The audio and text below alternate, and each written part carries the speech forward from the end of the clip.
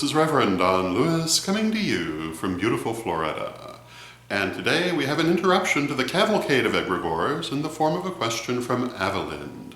But we do have more egregore questions to come in future vlogs.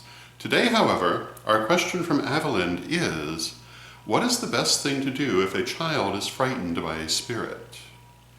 And in answering this question, there are a number of things that have to be considered. The first is the premise itself correct? Was the child in fact frightened by a spirit?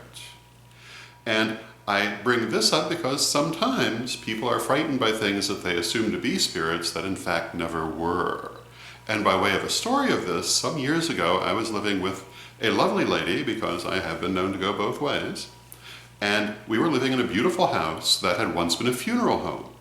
Not only had it once been a funeral home, we had found a tombstone in the backyard, and a former lady of the house had in fact hanged herself from the transom of our bedroom door. So we were, having moved into this house only a few days earlier, naturally a little spooked by some of these circumstances, and as we lay in bed, we heard someone walking up the stairs in a house where we believed ourselves to be alone. And the lovely lady that I was with was rather freaked out by this, and I was given a little pause myself, but to make a long story short, it's amazing how much a cat can sound like a person coming upstairs.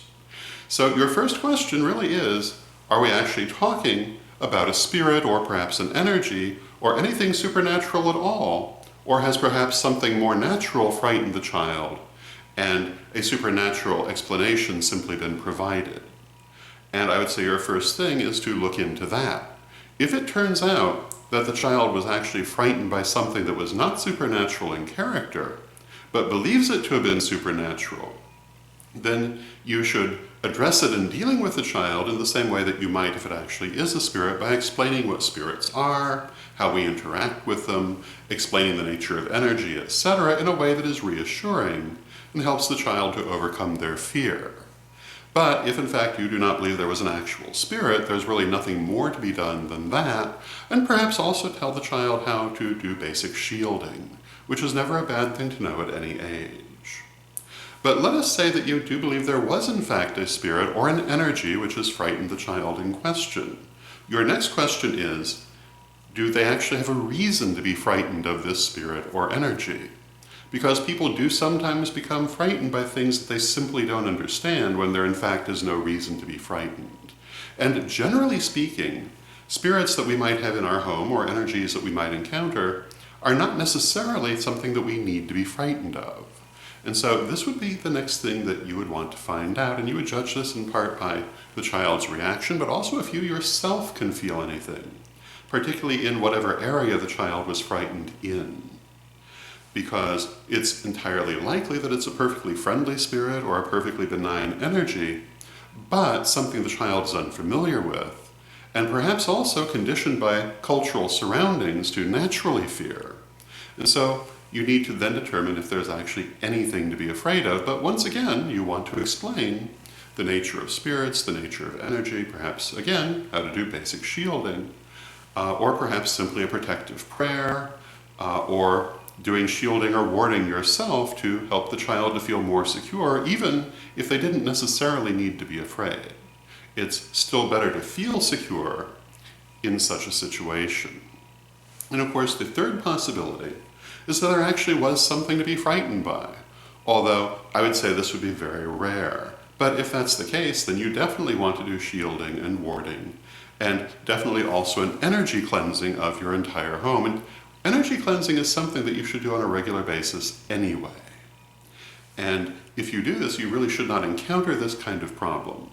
But if you do encounter it, energy cleansing, warding, and shielding are the definitely first best course of action. And once again, you want to explain everything to the child.